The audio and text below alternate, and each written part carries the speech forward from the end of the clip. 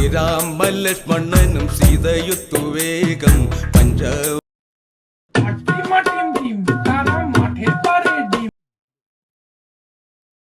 അമ്പരചുംബിയാകുന്നൊരു കാളി, ചന്ദ്രകലാധരിയാകുന്ന കാളി, കറുത്ത മുടിയഴിച്ചിട്ടു.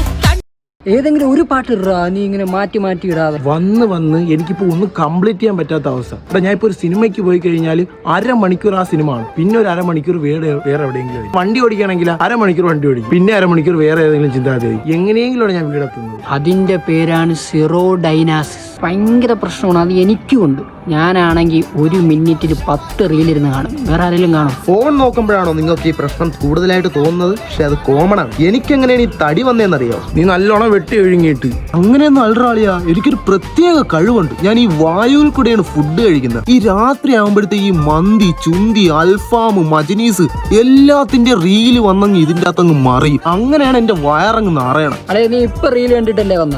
നിന്റെ വയറ് കണ്ടാ അറിയാം. ഇവന്റെ വയറൊന്നും അല്ലളിയാ പ്രശ്നം. നിങ്ങൾക്ക് എന്റെ പ്രശ്നം അറിയോ? അവള് രാത്രി ഫോൺ വിളിച്ചോണ്ടിരിക്കുമ്പോഴത്തേക്ക് ഞാൻ ഇൻസ്റ്റ എടുത്ത് റീല് കാണുമ്പോഴത്തേക്ക് പിന്നെ അവക്ക് കൊടുക്കുന്ന റിപ്ലൈ ഇത് മാത്രമേ ഉള്ളൂ. അപ്പോൾ അവളെന്റെ അടുത്ത് ചോദിക്കുന്നത് എനിക്ക് ഇമ്പോർട്ടൻസ് തരൂല എന്നാണ്. അപ്പൊ ഇതായിരുന്നല്ലേ നിന്റെ ഗുട്ടൻസ്? അതാണ് ഞാൻ നോക്കുന്നത്. രാത്രി നീ ഏത് സമയം ആക്റ്റീവാവും കാണിക്കും, പിന്നെ വിളിക്കുമ്പോഴത്തേക്ക് എപ്പോഴും ബിസിയും. അളി, ഇതൊക്കെ എല്ലാവർക്കും ഉള്ള പ്രശ്നമായിരിക്കുമോ? അങ്ങനെ എല്ലാവർക്കും ഉണ്ടെങ്കിൽ അവരിപ്പോ കമന്റിൽ പറയും അല്ലേ അളിയാ? അറിയാൻ മിക്കവാറും അവർ കമന്റിൽ പറയാൻ പ്രശ്നമൊന്നുമില്ല.